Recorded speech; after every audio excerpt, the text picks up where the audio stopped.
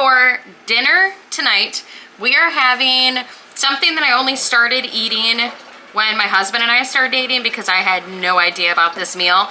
But it's super easy, super cheap, and super quick. So this is shells and cabbage. So we've got our kielbasa with the skin on. We've got our head of cabbage, and then you can use any other pasta, but then it wouldn't be called shells and cabbage. So we have our medium shells, and I got all this at Walmart. Like I said, it's super quick, super easy. I have my cast iron with butter in it. I'm going to cut up my sausage, and then I have my bigger pot, which I'm going to put my cabbage in and get that going, but we will start with the sausage. So I'm going to cut up my sausage. I typically will just slice it up a little bit just so they're in some smaller pieces, and I'm letting my pan heat up with the butter in it. And my dog always knows when I'm making this because she can, one, of course, smell it, and she just knows the noise of the cutting board.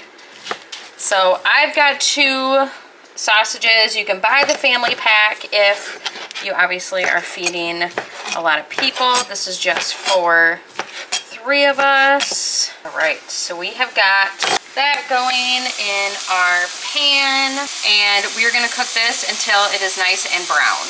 Next up is our cabbage, and I do have a strainer for the cabbage because I'm going to cut it and then I am going to wash it.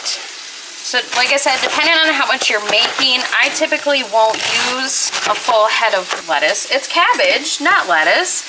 I typically won't use a full head of cabbage. I'll use probably half, depending on, like I said, how many of us are here and eating.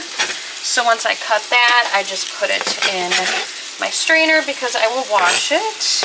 Like I said, I'm not a huge cabbage person, but you can barely taste it in this. Obviously you can, but I don't know. I have found that I absolutely love it if it's cooked down like it is in this recipe. So this is probably gonna be enough for us because it is just the 3 of us, and we've got a decent amount. I might cut up a little bit more.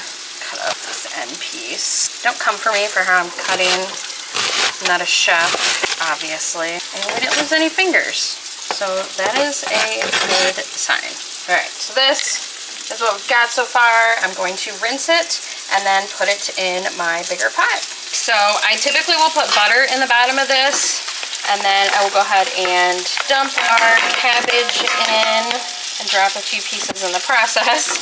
And then we will come over to the meat and cut on that. Like I said, you want to brown your meat as much, as little as you want.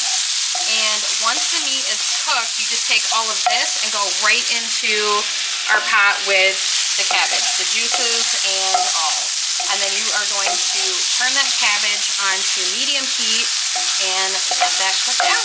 So once your kielbasa is as browned as you want it, you're gonna add it into the pan with your cabbage.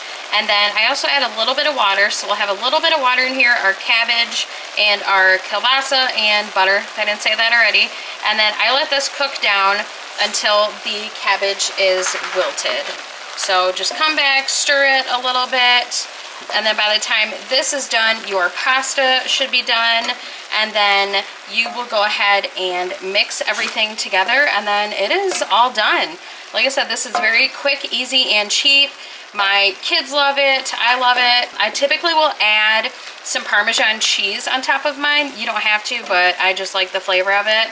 So like I said, I will put the lid back on, cook this until everything is wilted, and then I will add the pasta once that's done. So this is what we are looking like after the pasta is done. And if you want less pasta, you can obviously make less.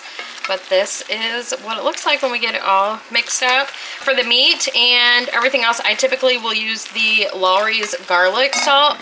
That's like one of my favorite seasonings, and I have a bunch of allergies, so this is one of the very few things that I can use, and I love it. I need a lifetime supply of it, so. But anyway, I mix this up a little bit more, and then it is ready to go.